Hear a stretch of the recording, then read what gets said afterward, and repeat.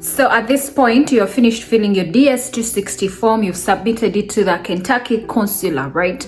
So the documents that you're going to be needing, because everything that has your name to it is going to be needed. Yeah, so in today's video we're going to be talking about the documents that you're going to need for you to process your whole stuff, because best believe everywhere that you go they're going to be asking for a particular document. So you want to have everything put together. Everything that you collect at this point is everything that you're going to show up with at your interview. Now, if you are married, if you are divorced, you're definitely going to need documents for literally everything. If you're watching my face or seeing me for the very first time, my name is Rachel Agasha. I'm an immigrant from Uganda. I recently moved to the States. I went to the States 2022 in August, and I shared my different experiences. And in today's video, and actually the previous videos, I've been talking about the DV lottery, because this is how I moved to this country. So like I've already said in all these other videos, I think I have the moral authority to be talking about this, yeah? Because I have been there, I have lived through it, I've experienced it, so I'm sharing from my experience. Yes, I go out of my way to make some bit of research to make sure I'm answering the questions that you might have.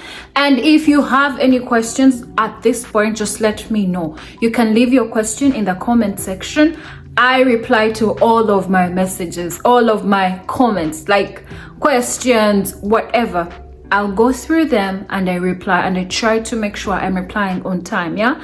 So if you have any questions, just drop them in there. So the documents, like I said, we're talking everything that has your name to it, but I'm going to be breaking down the specifics. Now, I was selected in 2021, so chances are high things have probably changed. Like when we were applying, I needed a passport. I needed to have a very valid passport for me to be able to apply. That has changed. For you to be able to apply for this DV this year, DV 2025, you don't need a passport. All you need is the passport sized photo, the American size, the 2x2 inches picture.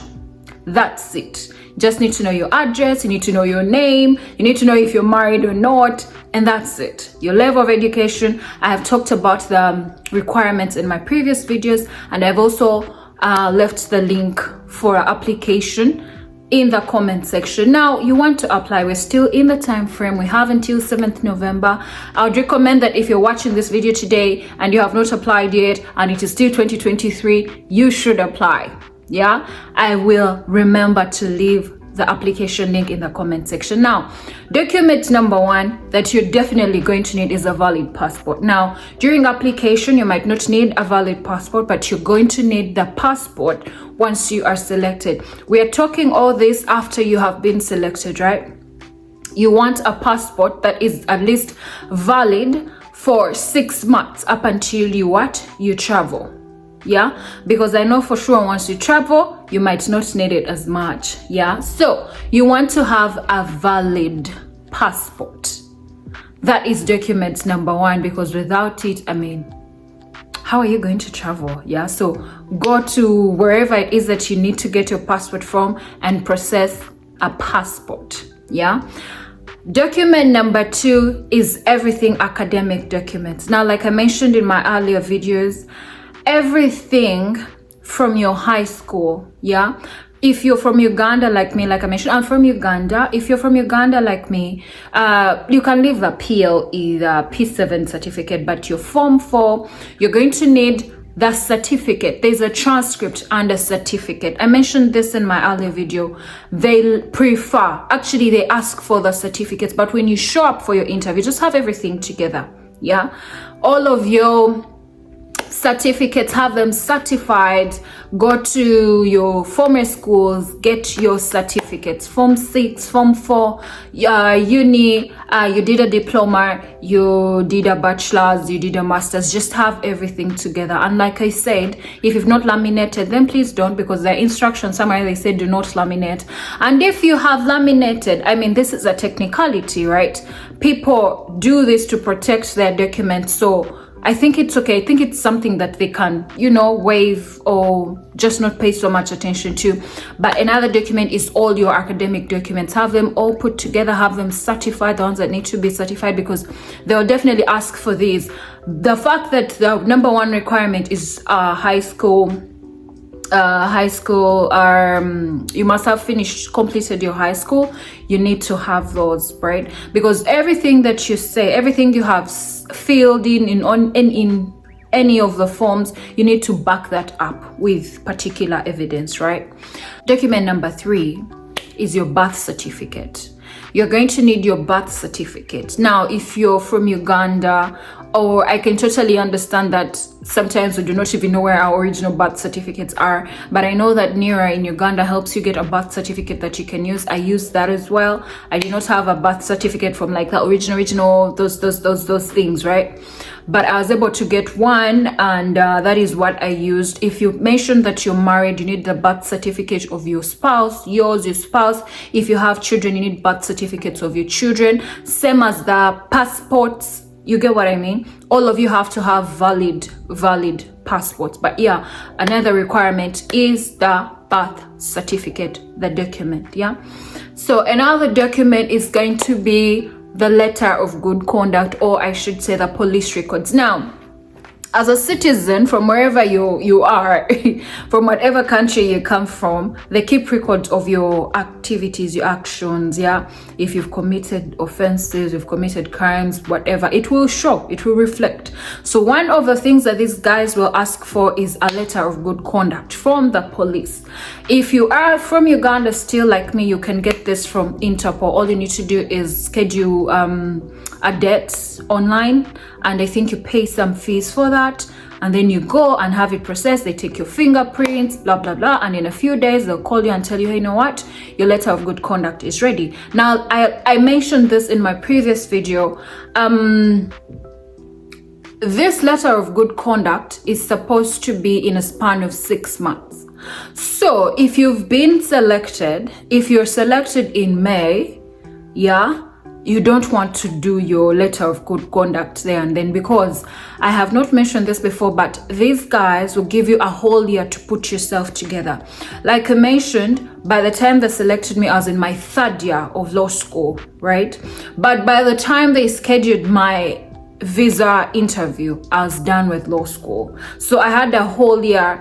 If you do not have the money together, you have a whole year to put yourself together. Look for all that money, because best believe it's a bit expensive. We'll do a video about the costs for literally everything, but it gets a bit expensive because the US is not going to do anything for you. They're not going to contribute one coin to whatever. So everything is literally on you. So you need time to put yourself together and then be able to travel. So yes, you need the letter of good conduct, right? Then another document that you will need is your marriage certificate. If you said you are married, then you're going to need your marriage certificate. If it is not in English, if it is in your local language or in other local language, you're going to need to have it translated and provide a translated copy as well. You'll also need the CV of whoever it is that is translating this, your marriage certificate or your birth certificate. Actually, every document that you have that is not in English will need to be translated into the English language. And when you do that, the person who translates will have to attach their CV to prove that they are actually doing something that they are authorized to be doing. Yeah.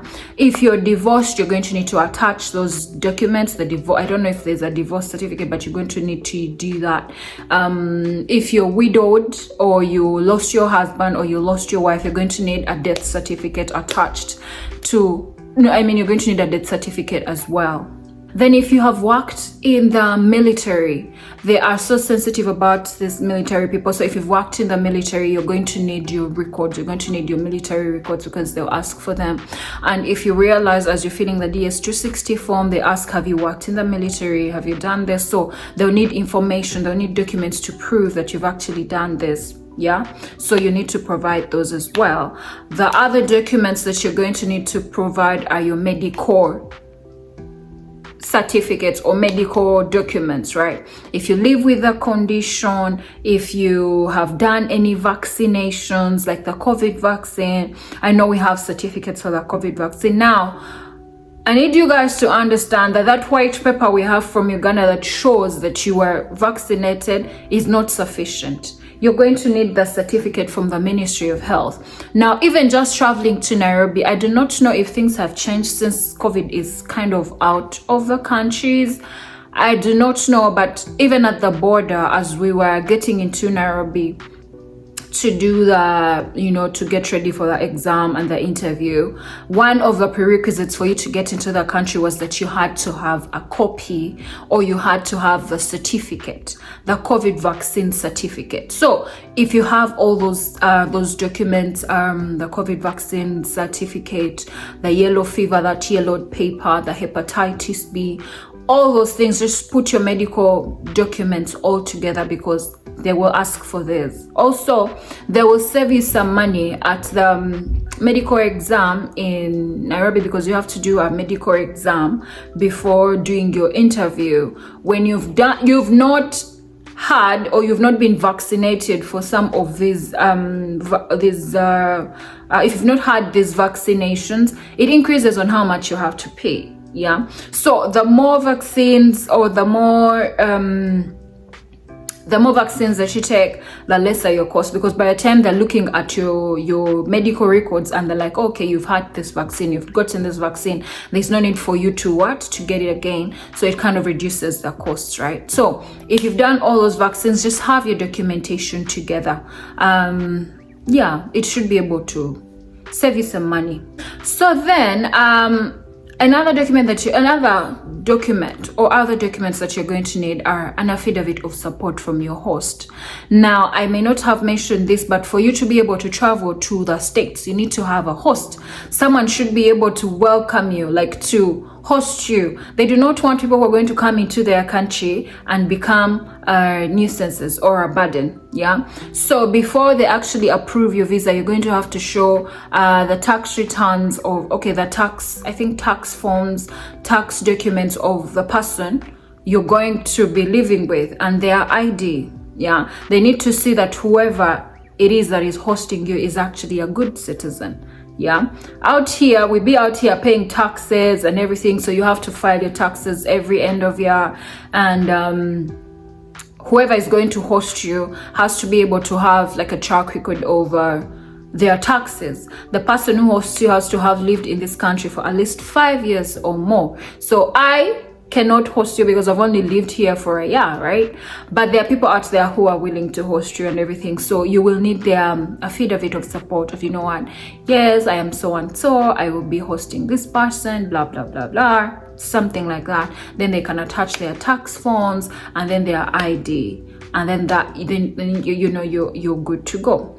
Then another document or documents that you're going to need passport sized photos, the American size still. You're going to need at least 2 for each member of your family. If you have attached family members, you're going to need at least 2. I had, I think 6. Yeah, but I actually only used 2. So when they say 2, I think that's it. But it doesn't have to have extra, yeah.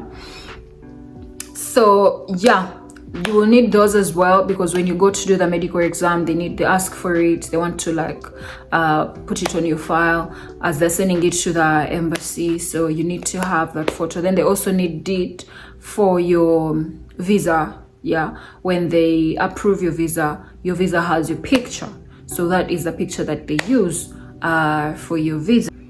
Yeah, so that is as much as we're going to be talking about in this video. So if there's anything that should be taking home, is you need a valid passport, you need your birth certificates, you need all your academic documents, you need the medical records, you need the letter of good conduct, you need the passport sized photos, and military records if you've worked in the military. Yeah, and that is everything that you're going to be needing. Documents, yeah, all the documents that you're going to be needing for you to be able to process your visa and everything with your family. Yeah, so I'll see you in our next video. I hope I've given you a reason to subscribe. Please leave a like for the video. If you have a comment, you have a question, be sure to leave it in the comment section, and I'll see you in our next video. Stay safe and take care.